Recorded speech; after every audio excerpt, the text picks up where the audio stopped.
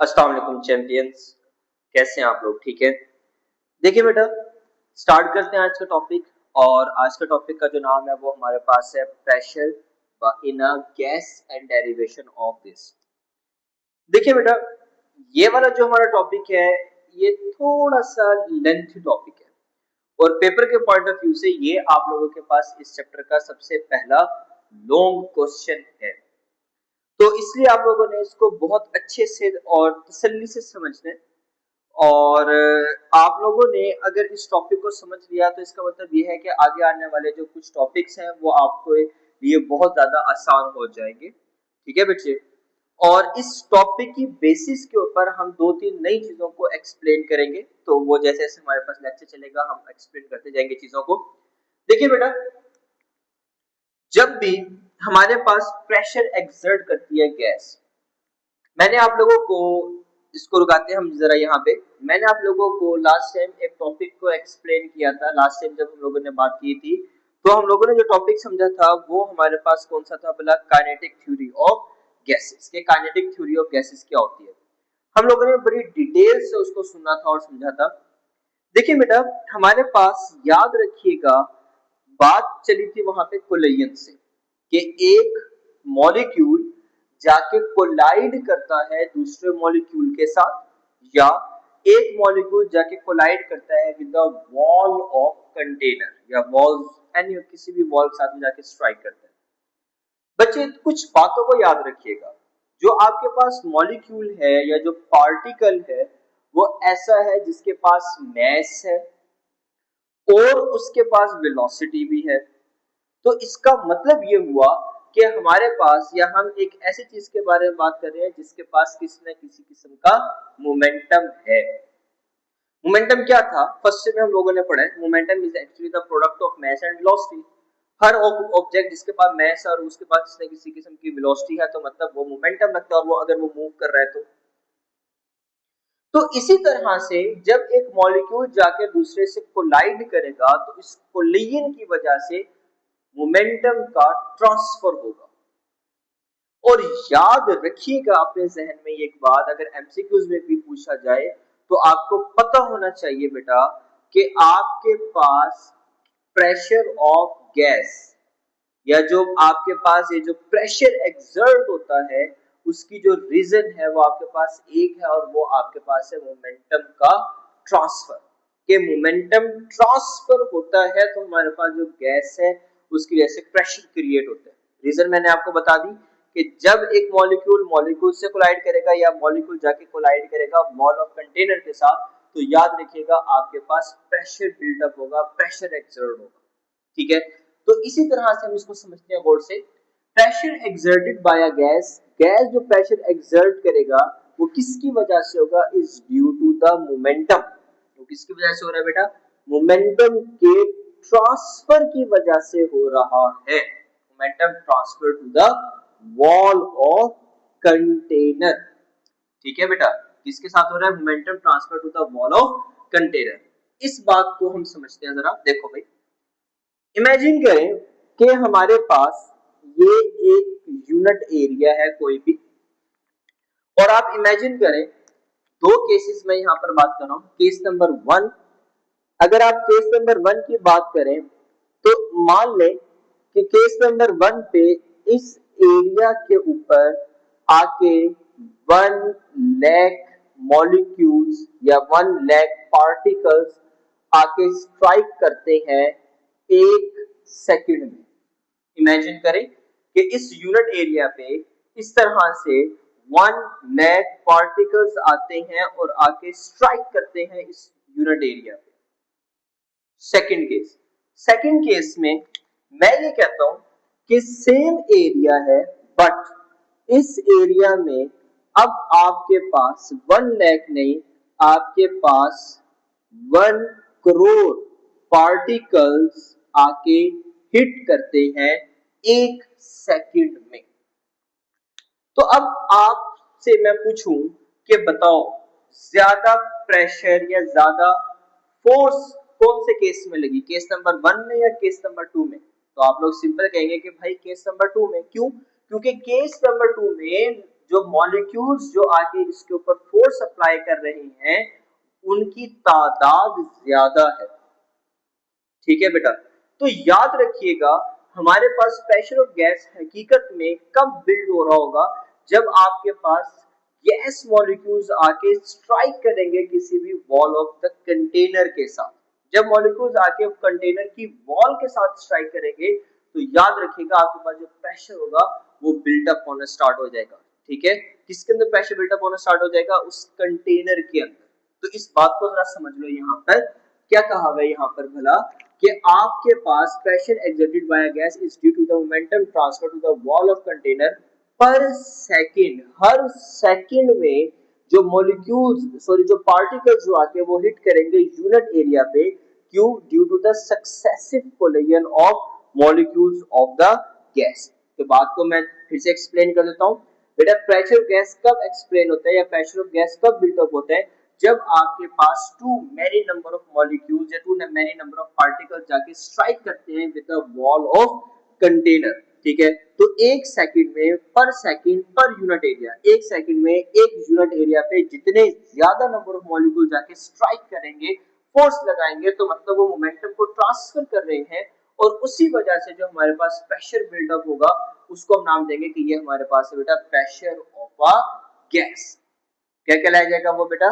वो आपके पास होगा प्रेशर ऑफ अ गैस। तो इसको हम एक्सप्लेन करते हैं इस तरह से और ये हमारे पास बात बनती है। आपकी किताब ने कुछ चीजों को एक्सप्लेन किया हुआ है, कुछ थ्योरी लिखी हुई है काइनेटिक थ्योरी से रिलेटेड, वही जस्ट उसने चीजों को रिवाइज किया है, उन्हीं चीजों को एक्सप्लेन कर देते हैं।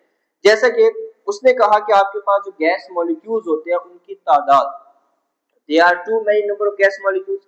गैस मॉलिक्यूल्स जो होते हैं आपके पास वो रैंडम मोशन में होते हैं। ठीक है, continuously in a state of motion होते हैं। और कौन किस तरह की मोशन होती है? रैंडम मोशन होती है। गैस मॉलिक्यूल्स दो तरह की कोलिजन करते हैं, मॉलिक्यूल मॉलिक्यूल के साथ करते हैं, मॉलिक्यूल करता है with the wall of container के साथ।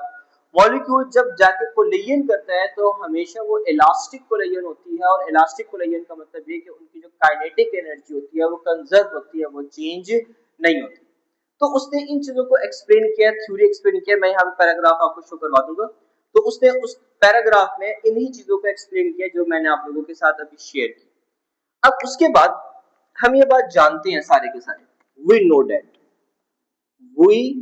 डैट आप लोगों में से वो स्टूडेंट जो केमिस्ट्री के स्टूडेंट्स हैं उन्होंने यकीनन इस इक्वेशन को पढ़ा है, वो जानते हैं इस इक्वेशन को, जो कि आपके पास है पीवी इक्वल होता है सिंपल एनआरटी के।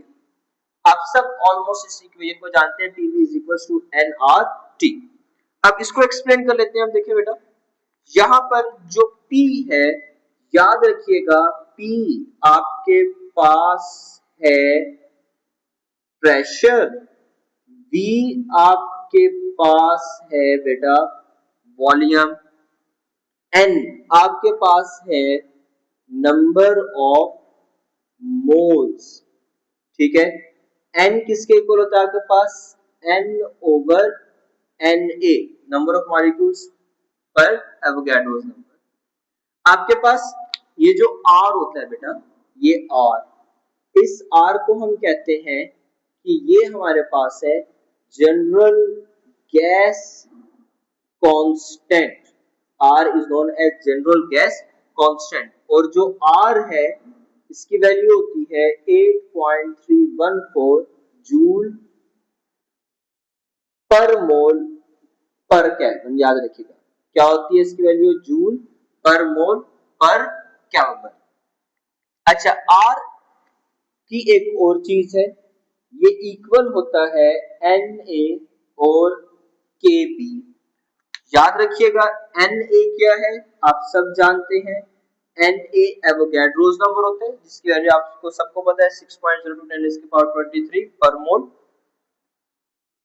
और जो आपके पास Kb है, ये आप लोगों के लिए एक नई चीज है जिसको हम नाम देते हैं कि ये आपके पास है बोल्ट्जमैन्स कांस्टेंट। क्या कहलाया जाता है बेटा? ये बोल्ट्जमैन्स कांस्टेंट। तो बोल्ट्जमैन कांस्टेंट की वैल्यू कितनी होती है बेटा? Kb की वैल्यू आपके पास होती है 1.38 मल्टीप्लाई बाय 10⁻⁻³ जूल पर केल्विन। तो ये आपके पास वैल्यू होती है। देखिए आप लोगों ने कितनी सारी नई चीजें सीखी। आपके पास P क्या हो गया, प्रेशर, V आपके पास हो गया वॉल्यूम, N क्या हो गया, नंबर ऑफ मोल्स जो कि इक्वल होते हैं N over Na, R general gas constant होता है, ये किससे इक्वल होता है 8.314 जूल पर मोल पर केल्विन। R किसके इक्वल होता है, formula NaKB, Na Avogadro's number, Kb मिलके क्या बन जाता है बोल्ट्जमैन कांस्टेंट, और इसकी वैल्यू किससे इक्वल होती है 1.38 10⁻⁻23 जूल पर केल्विन। और T रह गया, जो T होता है वो बेटा याद रखिएगा वो आपके पास होता है टेम्परेचर, ठीक है गैस। इस तरह से हमारे पास बात बनती है। आप अगर इस इक्वेशन में इन वैल्यूज को रिप्लेस करें तो हमारे पास ये इक्वेशन एक न्यू शेप भी लेती है, ठीक है। फिर हम उसको एक्सप्लेन करते हैं। ये इक्वेशन एक नई तरह से थोड़ा सा चेंज हो सकती है अगर आप इसके अंदर ये वैल्यूज रिप्लेस कर दो। तो आप देखोगे कि जो T है ये क्या आपके पास यहाँ पे हमने अभी बात की कि PV किसके इक्वल होता है आपके पास NRT। हम लोगों ने भी बात की कि जो N है ये इक्वल होता है हमारे पास N ओवर Na, और हमारे पास R इक्वल होता है Na और किसके KB के।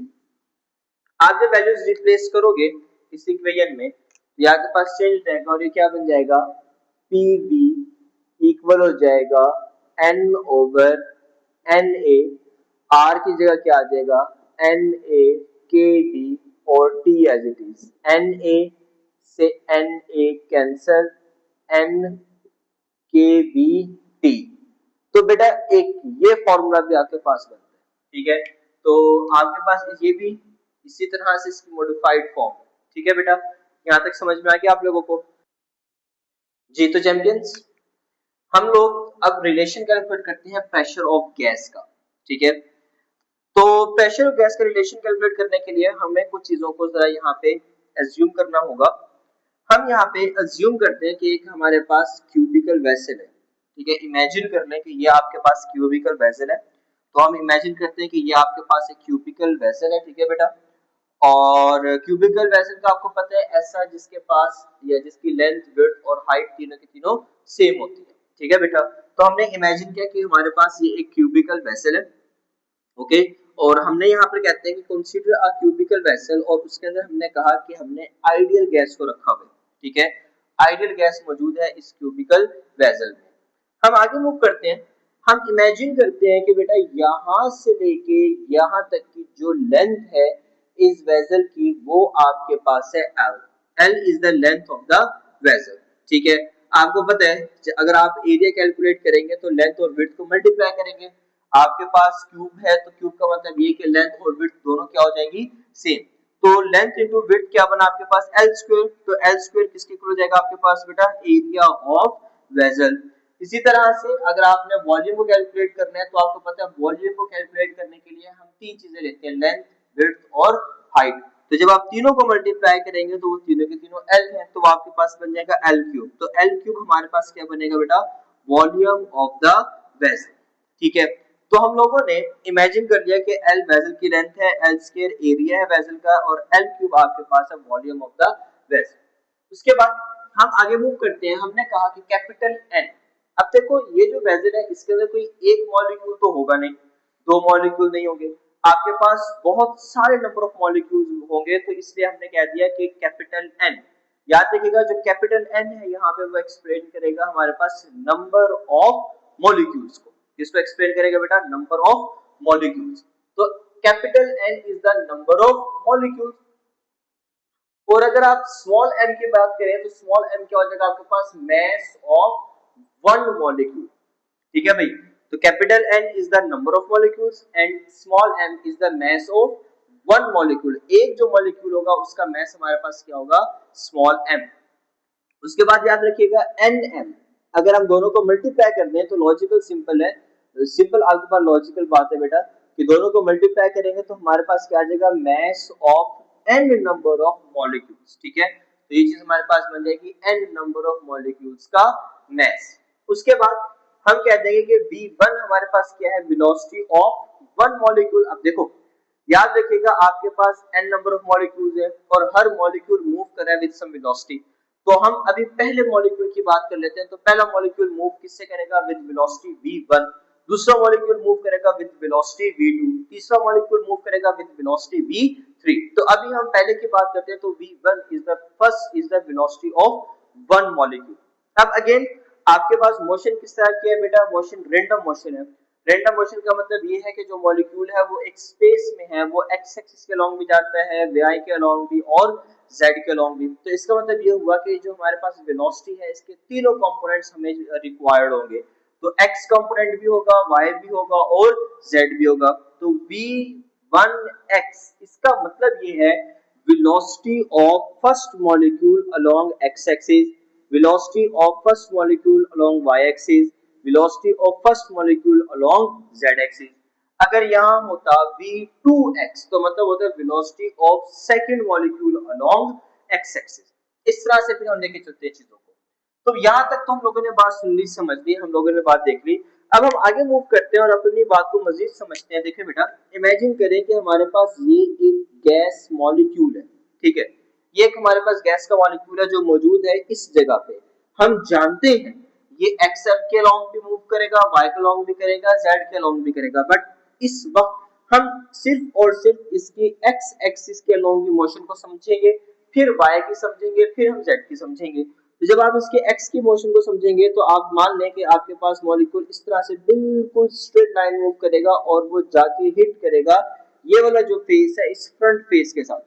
तो जब मॉलिक्यूल बेटा यहां से लेके यहां तक जाके मूव करेगा तो मान लो उसकी वेलोसिटी कितनी है? v1x। मॉलिक्यूल ने यहां से मूव करना शुरू किया, गया और जाके इस स्पेस के साथ कोलाइड किया, तो इसकी वेलोसिटी कितनी है? v1x। अब आपको पता है कि ये कोलिजन कौन सी होगी? परफेक्ट इलास्टिक कोलिजन, जिसको हम एक्सप्लेन कर चुके हैं पहले से। तो ये मॉलिक्यूल स्ट्राइक करने के बाद बेटा वापस आएगा। याद रखिएगा, ये मॉलिक्यूल एग्जैक्टली कोलिजन करेगा और कोलिजन के बाद ये मॉलिक्यूल हमारे पास वापस आएगा। तो जब ये मॉलिक्यूल वापस हमारे पास आएगा तो अब याद रखिएगा आप एक बात कि इसकी जो डायरेक्शन है वो चेंज हो जाएगी। वेलोसिटी की कैसे चेंज हो जाएगी बेटा? डायरेक्शन। तो डायरेक्शन चेंज होगी, मैग्नीट्यूड चेंज नहीं होगी। मैग्नीट्यूड क्यों चेंज नहीं हुई? क्योंकि ये हमारे पास परफेक्ट इलास्टिक कोलिजन है। इलास्टिक कोलिजन में हमारे पास काइनेटिक एनर्जी जो है वो चेंज नहीं होती। तो मॉलिक्यूल जिस डायरेक्शन में जा रहा है, कोलाइड किया, जिस वेलोसिटी से था वो थी v1x कोलिजन की। कोलिजन के बाद मॉलिक्यूल कहां गया बेटा? अब वापस आ गया। मॉलिक्यूल कहां गया अब आपके पास बेटा? वापस। तो जब वो मॉलिक्यूल कोलाइड करके वापस आएगा तो अब उसकी वेलोसिटी क्या होगी? v1x। बट मैग्नीट्यूड चेंज नहीं होगा, मैग्नीट्यूड वही रहेगा, बट जो डायरेक्शन होगी वो आपके पास क्या हो जाएगी? ऑपोजिट हो जाएगी। इसलिए हमने यहाँ पर लगाया माइनस। ठीक है बेटा, तो अब हम यहाँ से कैलकुलेट कर लेते हैं मोमेंटम के उस। अब देखें, जब आपके पास यहाँ पर होगा मॉलिक्यूल कोलाइड करेगा तो मॉलिक्यूल की कोलिजन की वजह से मोमेंटम में चेंज आएगा। तो हम यहाँ पर बात करते हैं मोमेंटम में चेंज कितना आया। What is the change in momentum? हम सब जानते हैं कि मोमेंटम को कैलकुलेट करने का फॉर्मूला चेंज इन मोमेंटम हमारे पास इक्वल होता है final momentum minus initial momentum. Final momentum minus initial momentum, ये हमारे पास फॉर्मूला होता है। और मोमेंटम का फॉर्मूला हम जानते हैं कि वो इक्वल होता है mv के। फाइनल मोमेंटम के लिए मास वही रहेगा, फाइनल वेलोसिटी जाएगी। इनिशियल मोमेंटम के लिए मास वही रहेगा, वेलोसिटी क्या बन जाएगी? इनिशियल। अब देखो फाइनल, फाइनल का मतलब ये कि कोलिजन के बाद, और इनिशियल का मतलब कोलिजन से पहले। तो कोलिजन के बाद, कोलिजन के बाद उसकी वेलोसिटी क्या हो गई थी? बोले, उसकी वेलोसिटी आपके पास हो गई थी माइनस v1x। वेलोसिटी क्या हो गई थी? Minus v1x। और कोलिजन से पहले उसकी वेलोसिटी क्या हो गई थी बेटा? mv1x। याद रखिएगा, कोलिजन से पहले वेलोसिटी कितनी है? v1x। और कोलिजन के बाद कितनी वेलोसिटी है? Minus v1x। ठीक है, आप इसको सिंपल सोल्व करोगे तो ये आपके पास बन जाएगा mv1x माइनस, और ये बन जाएगा आपके पास सिंपल mv1x। तो ये इस तरह से हमारे पास बेटा चेंज इन मोमेंटम आ जाएगा। हम इसकी वैल्यू को रिप्लेस करते हैं तो हमारे पास जो मोमेंटम में चेंज होगा वो क्या बन जाएगा? माइनस mv1x, और आपके पास क्या बन जाएगा? Minus mv1x। आपके सामने ये दोनों माइनस माइनस ऐड हो जाएंगे और ये बन जाएगा आपके पास mv1x। इसको मैं नाम दे देता हूँ कि ये है हमारे पास इक्वेशन नंबर 1। अगेन हम जानते हैं, वी नो दैट हम बाखूबी जानते हैं ये सारी बातें कि हमारे पास बेटा जो S है ये किसके इक्वल होता है, VT के। S किसके इक्वल होता है बेटा, VT के इक्वल होता है, ये बात हम सब जानते हैं। अब गौर से देखो, जब मॉलिक्यूल यहां से यहां जाएगा तो उसने कितना डिस्टेंस कवर किया बेटा, L का डिस्टेंस कवर किया। जब मॉलिक्यूल कोलाइड करके वापस आएगा तो तब उसने फिर दोबारा कितना डिस्टेंस कवर करेगा, L का। तो टोटल डिस्टेंस उसने कितना कवर कर लिया, 2L। तो इसका मतलब ये हुआ कि हमारे पास जो S है ये किसके इक्वल हो गया, 2L के। उसके बाद वेलोसिटी मॉलिक्यूल की क्या है हमारे पास, वही v1x, और जो टाइम है उसमें चेंज आएगा तो आपके पास आ गया डेल टी। आप ये वैल्यूज रिप्लेस करें तो आप देखोगे कि ये चीज आपके पास कुछ यूं बन जाएगी, 2L इक्वल हो जाएगा आपके पास v1x डेल टी। तो आपके पास 2L डिवाइडेड बाय v1x किसके इक्वल हो गया हमारे पास, डेल टी के। तो इसको हम नाम दे देंगे कि ये हमारे पास है बेटा इक्वेशन नंबर 2। इस तरह से हम लोगों ने एक ये इक्वेशन बना ली जिसको हमने नाम दिया हुआ कि ये इक्वेशन नंबर 1 है, एक ये इक्वेशन बना ली जिसको हमने कहा हुआ कि ये हमारे पास इक्वेशन नंबर 2 है। अब हम आगे मूव करते हैं, ठीक है बेटा, और इसको मजीद हम समझते हैं, इसको आगे हम कवर करते हैं।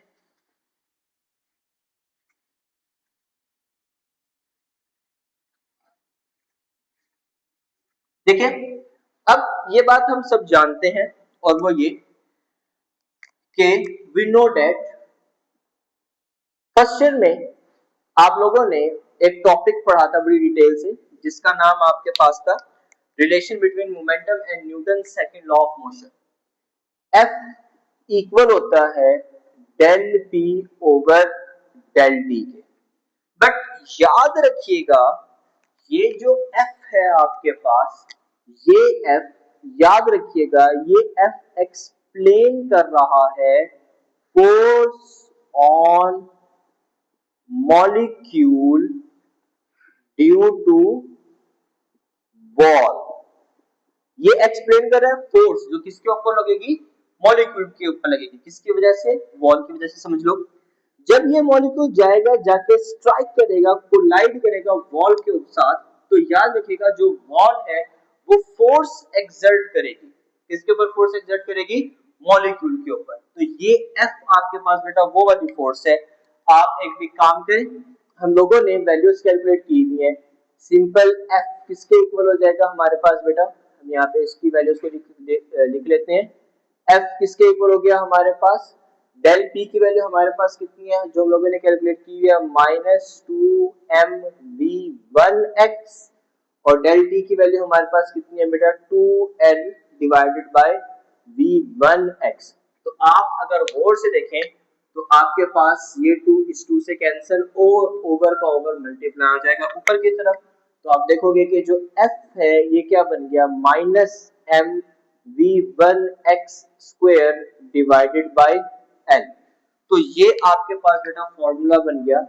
बट याद रखिएगा ये आपके पास वो फोर्स है जो किसके ऊपर लग रही है, मॉलिक्यूल के ऊपर लग रही है, किसकी वजह से, ड्यू टू द वॉल। ठीक है, जब मॉलिक्यूल जाके स्ट्राइक करेगा वॉल के साथ तो उस फोर्स को हम कह रहे हैं यहाँ पे। अब अगली बात मजीद समझ लो बेटा। अब न्यूटन थर्ड लॉ के अकॉर्डिंग, आप न्यूटन थर्ड लॉ के अकॉर्डिंग जानते हैं कि जब भी कोई ऑब्जेक्ट जाके फोर्स एक्सर्ट करेगा तो मतलब वो एक्शन कर रहे हैं, तो एक्शन का आपको पता है रिएक्शन भी होते हैं। तो यहाँ पे एग्जैक्टली वही चीज हम यहाँ पर कह देते हैं, by Newton's third law, by Newton's third law, Newton third law के अकॉर्डिंग हमारे पास क्या चीज होती है बेटा, कि यहां पर जो बात अभी हमने की, force on molecule due to wall हमेशा किसके इक्वल होगी, force on wall due to molecule. ठीक है, बट क्या होगा, नेगेटिव। जैसा कि समझ लें इस चीज को, मान लें जब मॉलिक्यूल ने जाके स्ट्राइक किया, कोलाइड किया कंटेनर की वॉल के साथ, तो मॉलिक्यूल ने फोर्स लगाई वॉल पे, वॉल ने फोर्स लगाई मॉलिक्यूल पे। तो मतलब यहाँ एक्शन और रिएक्शन है। और न्यूटन थर्ड लॉ के अकॉर्डिंग हम जानते हैं कि एक्शन और रिएक्शन एक दूसरे के इक्वल होते हैं, बट डायरेक्शन में दूसरे के क्या होते हैं, ऑपोजिट। तो इसी तरह से हम लोगों ने यहाँ पर वही बात करेंगे कि हमारे पास जो मॉलिक्यूल है, जो फोर्स अप्लाई की मॉलिक्यूल्स ने, ठीक है, किसके ऊपर, बॉल के ऊपर, तो सेम और एग्जैक्टली वही फोर्स अप्लाई होगी, बॉल किसके ऊपर अप्लाई करेगा, मॉलिक्यूल के ऊपर। तो अभी हमने कहा कि force on molecule on wall due, force on molecule due to wall. मान लीजिए आपके पास क्या है, सिंपल एफ, जो कि किसके इक्वल है, minus minus m v one x square divided by l. तो आप इसको सॉल्व करें तो आपके पास एफ किसके इक्वल हो गया, m v one square divided by l. तो ये चीज के बारे में ख्याल रखिएगा, मैं आपको समझा देता हूं दोबारा से, बेटा देख लो। ये वाला जो एफ है, ये आपके पास वो फोर्स है जो वॉल लगाएगा किसके ऊपर, मॉलिक्यूल के ऊपर। और ये वाला जो एफ है, ये वो फोर्स है जो बॉल के ऊपर फोर्स लगेगी, और कौन लगाएगा बेटा, मॉलिक्यूल। ठीक है, देखो दोनों की वैल्यूज बिल्कुल सेम है, बस इसके साथ पॉजिटिव है और इसके साथ नेगेटिव है, मतलब साइन का डिफरेंस है, और इसके बारे में आप जानते हैं। तो मतलब एक्शन और रिएक्शन एक दूसरे के इक्वल होंगे, बट कैसे होंगे, ऑपोजिट। तो इसको हम नाम दे देते हैं कि ये हमारे पास है इक्वेशन नंबर 1 2, और इसको कह देते हैं कि ये है हमारे पास इक्वेशन नंबर 3। अब हम लोग प्रेशर को कैलकुलेट करने जा रहे हैं। हम ये बात जानते हैं सारे के सारे बहुत अच्छे से कि वी नो दैट कि हमारे पास बेटा जो प्रेशर होता है वो किसके इक्वल होता है, force per unit area. Pressure किसके इक्वल होता है, फोर्स पर यूनिट एरिया। आप अब वैल्यूज को रिप्लेस कर दो। फोर्स हमारे पास कितनी है, m v one x square divided by l, और हम जानते हैं कि एरिया कितना होता है हमारे पास, कैलकुलेशन हमने अभी लिखी हुई थी यहाँ पे, उसकी वैल्यू कितनी थी हमारे पास, एल स्क्वायर। आप देखोगे कि ये दोनों मल्टीप्लाई हो जाएंगे, तो आपके पास जो प्रेशर है वो क्या बन जाएगा, m v one x square divided by l cube. तो ये आपके पास बेटा बन जाएगा प्रेशर। ठीक है, अब आप लोग इसको भी जानते हो कि जो एल क्यूब है ये क्या होता है आपके पास, अभी हम लोगों ने बात की थी वॉल्यूम, तो आपके पास क्या बन गया, m v one x square divided by v. तो ये आपके पास बेटा फॉर्मूला बन गया किस चीज को कैलकुलेट करने के लिए, प्रेशर को कैलकुलेट करने के लिए। बट इस चीज को आप समझ लो, ये P क्या है रिप्रेजेंट कर रहा है, बेटा ये P रिप्रेजेंट कर रहा है, किस चीज को रिप्रेजेंट कर रहा है, ये रिप्रेजेंट कर रहा है प्रेशर, सिर्फ और सिर्फ एक मॉलिक्यूल का, जो किसके अलोंग है, एक्स एक्सिस के अलोंग। बात को फिर समझ लें, this P represent the pressure of one molecule moving along x-axis. This P represent the pressure of one molecule moving along x-axis. ठीक है, बट हम एक प्रेशर, एक मॉलिक्यूल को के प्रेशर को तो कैलकुलेट करने के हक में नहीं है, हमें तो ओवरऑल प्रेशर चाहिए। तो अब हम ओवरऑल रिएक्शन, ओवरऑल उस प्रेशर को कैलकुलेट करने जा रहे हैं। तो उसको कैसे कैलकुलेट करेंगे, इसको हम देख लेते हैं बेटा। बहुत आसान सी चीज है ये हमारे लिए, देखते हैं।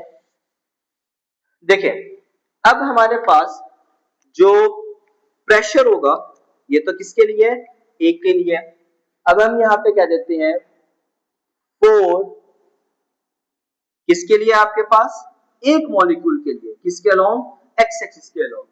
Four n number of molecules, but किसके अलोंग बात चल रही है, अलोंग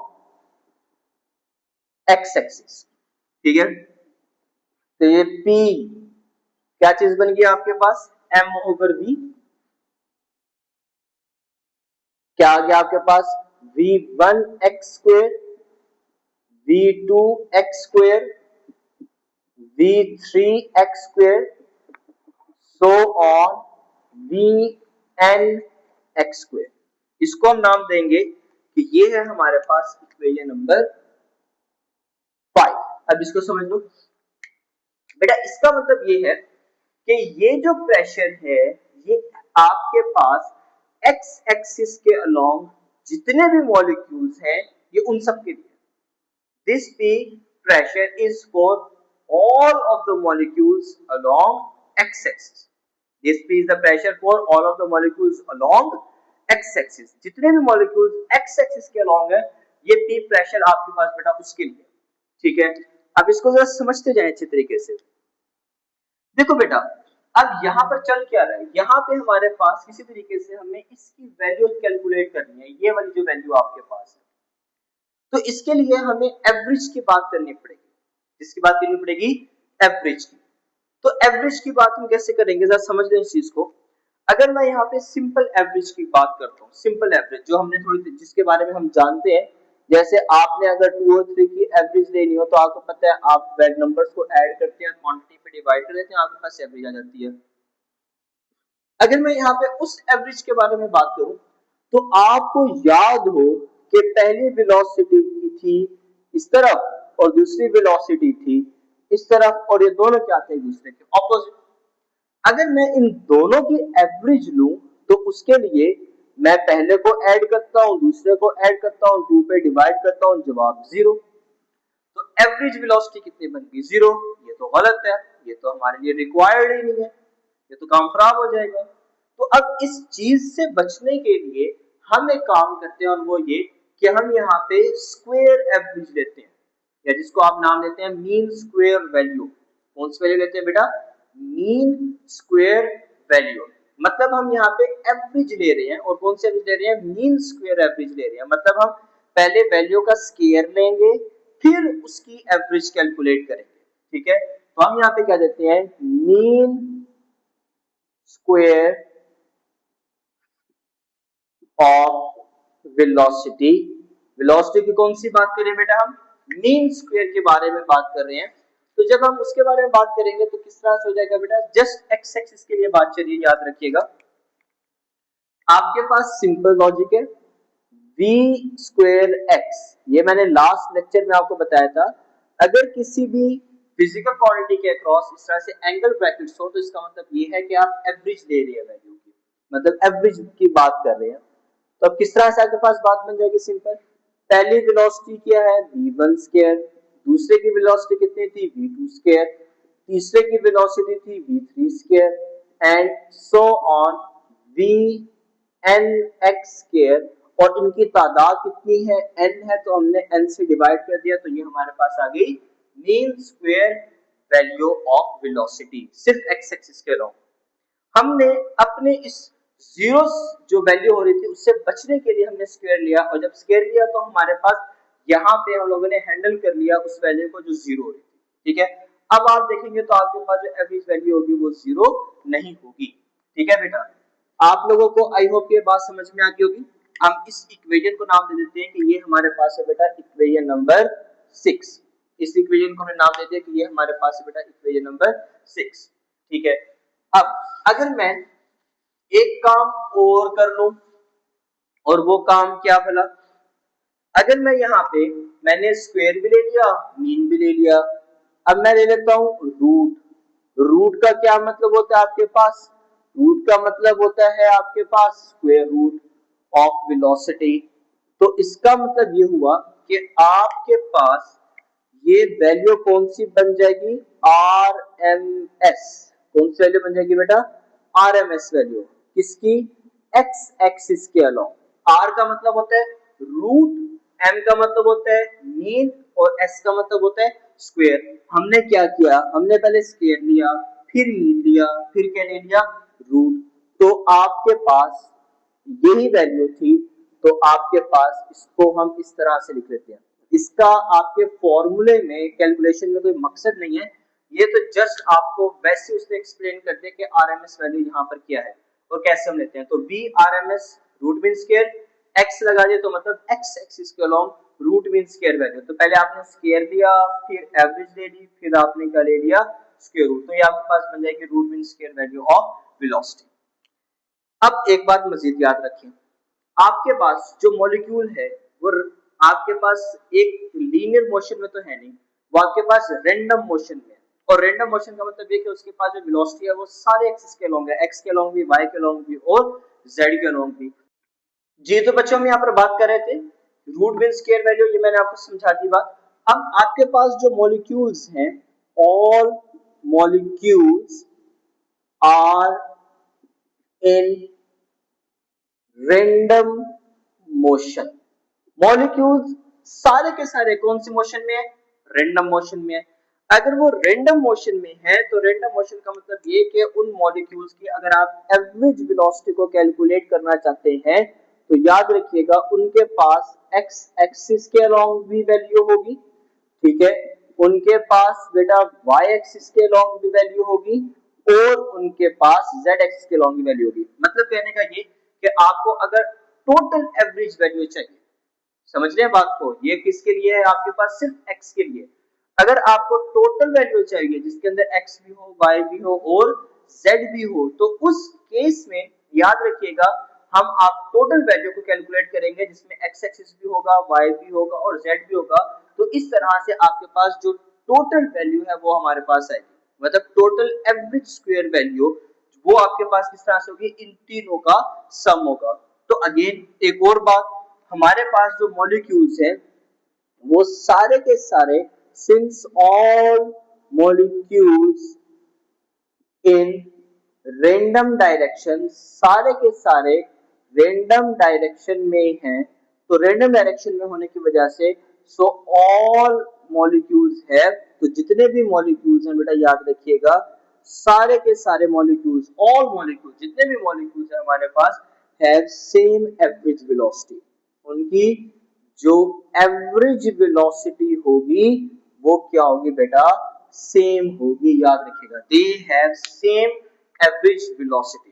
तो उस केस में आपके पास जो वेलोसिटी एक्स एक्सिस के अलोंग है वही आपके पास बेटा वाई के अलोंग होगी और वही हमारे पास किसके अलोंग होगी? जेड के अलोंग होगी। तो बेटा इस केस में मैं कह देता हूं कि ये मेरे पास इक्वेशन नंबर 7 है, तो आप जब इस वैल्यू को रिप्लेस करोगे तो हमारे पास क्या बन जाएगा? ये बी स्क्वायर किसके इक्वल हो जाएगा? आपके पास बी स्क्वायर एक्स, तो आपके पास एज इट इज आ गया, प्लस बी स्क्वायर वाई और बी स्क्वायर एक्स दोनों सेम है, तो इसलिए मैं यहाँ पे बी स्क्वायर वाई की जगह क्या लिख देता हूँ? मैं यहाँ पे लिख लेता हूँ बी स्क्वायर एक्स। इसी तरह से आपके पास है बी स्क्वायर जेड, तो मैं यहाँ पे बी स्क्वायर जेड की बजाय क्या लिख सकता हूँ? बी स्क्वायर एक्स, क्योंकि ये दोनों की दोनों वैल्यूज आपके पास क्या है? सेम। तो कहने का मतलब ये हुआ कि हमारे पास जो टोटल एवरेज वेलोसिटी है, जो एक्स एक्सिस जो टोटल एवरेज वेलोसिटी है वो हकीकत में किसके इक्वल थी? एक्स वाई और जी तीनों की एवरेज वेलोसिटी के सम के। तो हमने यहाँ पे चूंकि हमारे पास इनकी एवरेज वेलोसिटी सेम होंगी तो इसलिए हमने बजाय से कि y और z लिखे तो हमने यहाँ पे तीनों में x को रिप्लेस कर दिया ताकि हम आसानी से इसको सॉल्व कर सके। आप जब इसको एड अप करेंगे तो आपके पास ये किस तरह से बन जाएगा? 3b स्क्वायर x, और आप अगर इसको इधर ले आए तो क्या बन जाएगा? 1/3b स्क्वायर इसके इक्वल हो गया आपके पास बेटा b स्क्वायर x के इक्वल हो गया, ठीक है। तो इस इक्वेशन को हम नाम दे देते हैं कि ये हमारे पास है बेटा इक्वेशन नंबर 8। तो इसके अंदर कुछ ज्यादा इक्वेशंस बनेंगे तो आप लोगों ने घबराना नहीं है।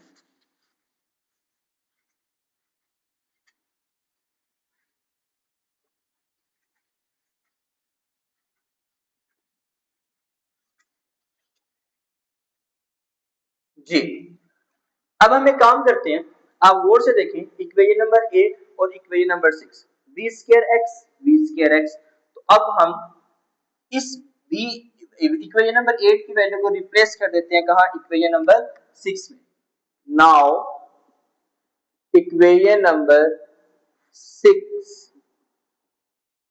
बिकम्स, इक्वेशन नंबर 6 क्या बन जाएगी? इसको देखो बेटा, आप जब बी स्क्वायर एक्स आज जब इन दोनों को कंपेयर करेंगे तो आपके पास ये क्या बन जाएगी? 1/3 बी स्क्वायर इक्वल हो जाएगा किसके? v1 x square plus v2 x square plus v3 x square plus so on vn x square divided bye n, इस n को इधर मल्टीप्लाई कर दें तो ये आपके पास हो जाएगा n/3 v square x equal हो गया v1x square v2x square v3x square and so on vnx square. और अगर आप गौर से देखें तो यही चीज थी जो हम लोगों ने कैलकुलेट करनी थी। ये सारी की सारी वैल्यू और ये सारे की सारी वैल्यूज ये दोनों क्या है सेम। तो हम एक काम करते हैं इसको रिप्लेस करते हैं तो हमारे पास देखिएगा p किसके इक्वल हो जाएगा m/v, ये था ना हमारे पास v1x स्क्वायर। इन सारी जगहों पे हम ये वाली वैल्यू लिख सकते हैं जो कि हमारे पास है n/3 और आगे आपके पास आ जाएगा v। ठीक है, तो आप इसको सिंपल सॉल्व कर रहे हैं तो ये आपके पास हो जाएगा nm डिवाइडेड बाय 3v, ये आपके पास बन जाएगा v स्क्वायर। तो बेटा एक आपके पास ये फॉर्मूला बन जाता है जिसको हम यूज करते हैं प्रेशर कैलकुलेट करने के लिए in a gas. We use this formula to calculate the pressure in a gas, but इसके एक दो मॉडिफिकेशंस और हैं, हम उनको भी सॉल्व कर लेते हैं ताकि हम मजीद अच्छे तरीके से कैलकुलेशंस कर सकें। अब इसको एक और तरीका ये है, आपके पास जो b डिवाइड हो रहा है अगर आप इसको तो मल्टीप्लाई कर दें तो ये यूं भी लिखा जा सकता है pv is equal to nm divided by 3 v square. इसको आप बेटा इस तरह से भी लिख सकते हो, तो इसमें कोई आपके पास इशू नहीं है, तो ये दोनों ही आपके पास चीजें सेम ठीक है। उसके बाद आप इसको मजीद बेहतर कर सकते हैं, मजीद इसको बेहतर करना चाहें वो वैसे भी कर सकते हैं। कैसे, मैं समझा देता हूँ। वी नो दैट, ये बात हम सब जानते हैं कि हमारे पास डेंसिटी किसके इक्वल होती है मास पर यूनिट वॉल्यूम के। डेंसिटी किसके इक्वल होती है मास पर यूनिट वॉल्यूम के। सो अभी हमने फॉर्मूला पढ़ा कि P किसके इक्वल होता है N divided by 3 M divided by V और आपके पास है V। ख्याल रखिएगा ये वॉल्यूम है, ये वेलोसिटी कैंसिल ना करिएगा, तो m/v की जगह पर आपके पास क्या आ गया यहाँ पे n/3, यहाँ पे आ गया रो और आपके पास बन गया v स्क्वायर। तो आप बेटा इस इक्वेशन को इस अंदाज में भी लिख सकते हो। ठीक है, तो ये इक्वेशन किसके टर्म्स में है, ये आपके पास मास और वॉल्यूम के टर्म में है। ये इक्वेशन आपके पास किसके टर्म में है डेंसिटी के टर्म में है। इसी तरह से एक और तरीका है जिसमें आप इसको लिख सकते हो in terms of kinetic energy. ठीक है, आप इसको एक और तरीके से लिख सकते हो जो कि आपके पास है काइनेटिक एनर्जी। तो काइनेटिक एनर्जी के टर्म्स में भी आप इसको लिख सकते हो, उसमें लिख लेते हैं हम इसको। देखिएगा इसको जरा गौर से। हियर हमारे पास P किसके इक्वल है आपके पास बेटा n/3 रो v स्क्वायर। हम जानते हैं वही चीज, रो किसके इक्वल होता है मास पर यूनिट वॉल्यूम। वैल्यूज दोबारा से पुट कर दें तो आपके पास n/3 m/v आपके पास बन गया v स्क्वायर। अब याद रखिएगा हमारे पास जो गैस के मॉलिक्यूल्स हैं उनका जो मास है एवरेज मास ऑलमोस्ट सबका सेम होता है। ठीक है, तो इसलिए अगर आप गैस मॉलिक्यूल की बात करें, हाइड्रोजन गैस है तो ऑलमोस्ट सबका जो मास होगा वो सेम होगा, तो इसलिए हम इस मास को एवरेज के अंदर लेकर जा सकते हैं। तो ये क्या बन गया mv स्क्वायर। अब हम अपनी तरफ से बेटा 2 को मल्टीप्लाई भी करवा देते हैं और 2 को डिवाइड भी कर देते हैं। तो 2 को हमने यहाँ पर बेटा डिवाइड कर दिया अपनी मर्जी से और 2 को हमने यहाँ पर मल्टीप्लाई कर दिया। अब हम ये बात जानते हैं कि हमारे पास ये क्या चीज बन गई एवरेज काइनेटिक एनर्जी। ठीक है बच्चे, तो इस तरह से भी हम कहते हैं कि ये हमारे पास प्रेशर का रिलेशन है जो एक्सप्लेन करता है, किस चीज को एक्सप्लेन करता है काइनेटिक एनर्जी और प्रेशर के दरमियान के रिलेशन को। तो जब आप देखेंगे तो आप यूं भी लिख सकते हो कि pressure is directly proportional to the kinetic energy, क्योंकि नंबर ऑफ मॉलिक्यूल और जो आपके पास वॉल्यूम है एक सिलेंडर का कांस्टेंट रहता है। तो इस तरह से हम लोग बात करते हैं, हमारा कंक्लूजन ये निकला कि जो प्रेशर होता है वो हमेशा डायरेक्टली प्रोपोर्शनल होता है काइनेटिक एनर्जी के। और यही चीज थी जो हम लोगों ने स्टार्ट में की थी और हम लोगों ने उसी चीज को ड्राइव किया जो मैंने फर्स्ट टाइम लिखा था कि आपके पास जो प्रेशर और काइनेटिक एनर्जी के दरमियान का जो रिलेशन होता है कि या यू सॉरी मैंने ये कहा था कि आपके पास जो प्रेशर है, ये जो काइनेटिक थ्योरी ऑफ गैस है वो हकीकत में एक्सप्लेन करती है मैक्रोस्कोपिक पार्टिकल्स जैसे प्रेशर है, टेम्परेचर है, वॉल्यूम है on the basis of the motion of the molecules. तो इस तरह से हमारे पास ये टॉपिक कंप्लीट होते हैं। तो इंशाल्लाह हम मिलते हैं नेक्स्ट टॉपिक में, जिसमें हम लोगों ने कुछ एग्जांपल्स और नेक्स्ट टॉपिक पर मूव करेंगे। तो तब तक ख्याल रखें अपना। अल्लाह हाफिज।